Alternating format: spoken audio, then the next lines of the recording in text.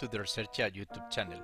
My name is Jorge, and in this video I will guide you through a rotordynamics modeling example. Imagine you have some kind of rotating machinery that you can reduce to a very simplified model like this one in the screen. You have some kind of rotating device and some kind of housing for the bearings that you can model with some kind of spring damper component.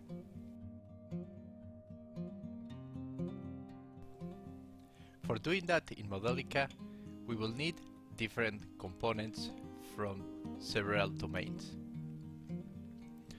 I will keep the plot up here on the top left corner as a reference.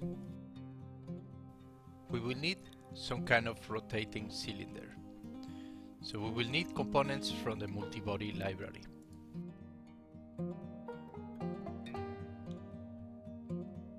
The very first thing is the world component that provides the gravity to the model. Then we need to add a body cylinder.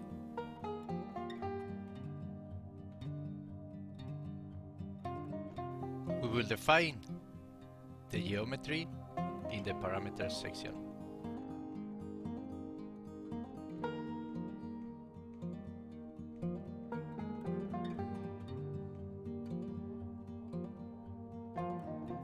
Now we need to constrain the degrees of freedom of the system. Since the cylinder is going to be rotating, we need to add a revolute to the system. We connect the components and we define the rotational sense around the x-axis. Now we need to provide the angular velocity to the system. For doing so, we need to enable the axis flange on the revolute and add a speed source component from the rotational library.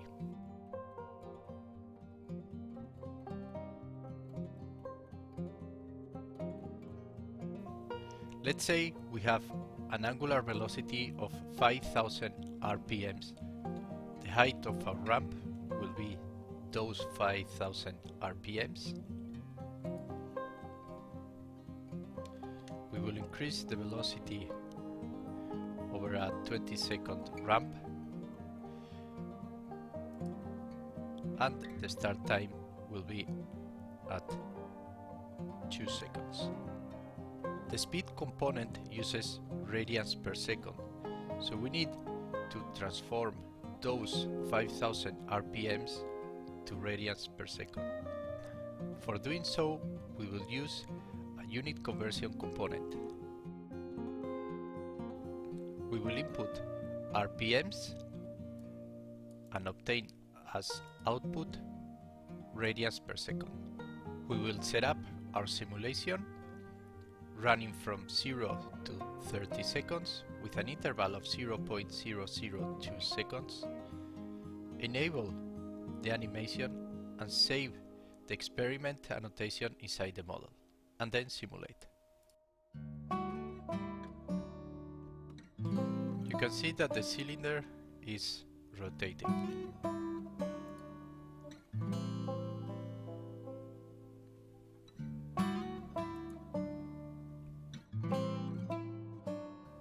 And the angular velocity goes to 523 radians per second. The displacements of the cylinder in x, y, z are 0.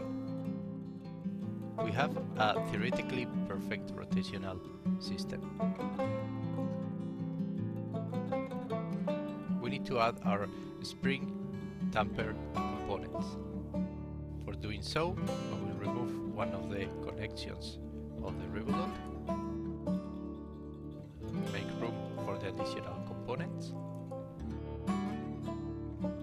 And since we know that the additional degrees of freedom that we need to add are for the Z component and the Y component, we will add two prismatic components.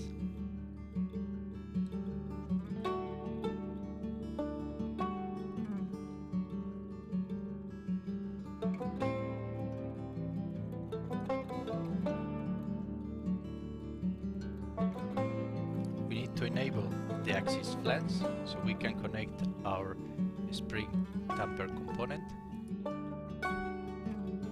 And I will initialize the position of this prismatic at its exact point, because with the spring damper components that we will add later, there will be some displacement related to the weight of the cylinder.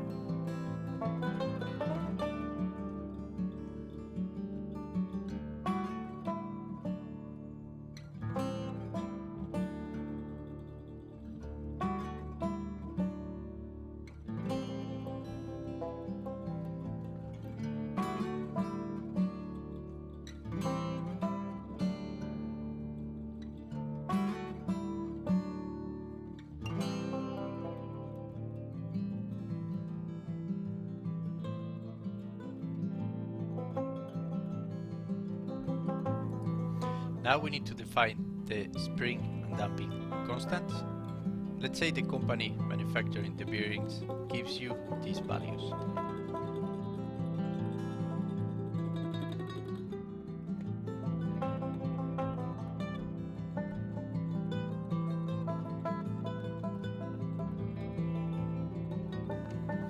Simulate now and let's see what happens.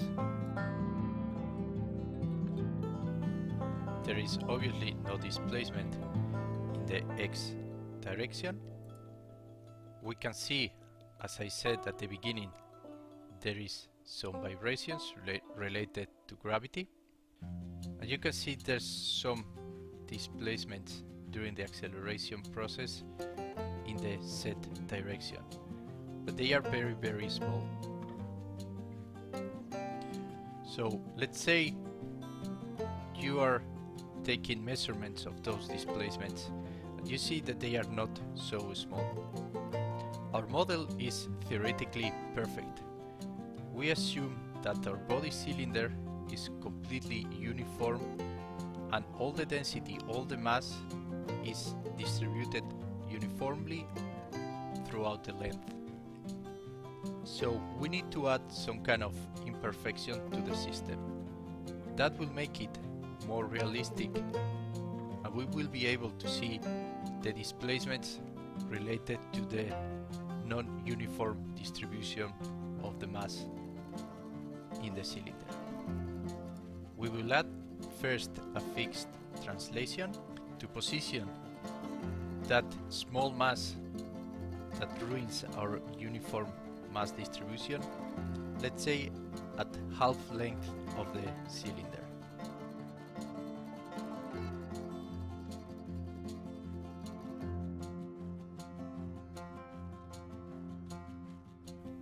We need to position the mass at some point in the radius to observe those exciting forces.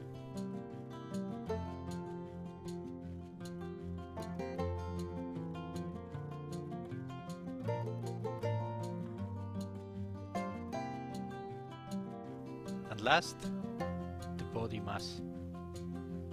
With a mass of 0.1 kilograms.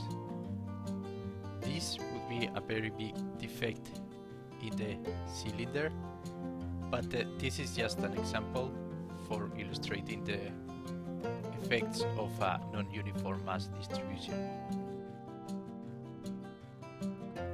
We can see the animation of this body. I will disable it because it becomes unrealistic otherwise. You can disable animations, setting the animation parameter to false, and now simulate again. The displacements are very difficult to see in the animation.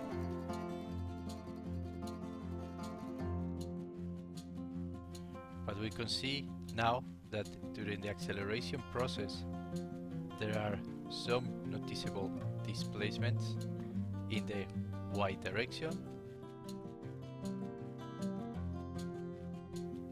and also in the z direction. There are several regulations related to the displacement of rotating machinery, so in this way you can find natural frequencies and displacements to be sure that your system is going to be reliable and legal. Keep in mind that this is just an example and all the values are made up and there is no measurements or any kind of values taken from reality. This is just an example of how to proceed to model this kind of situation. I hope you found this example useful and thank you so much for watching. See you in future videos.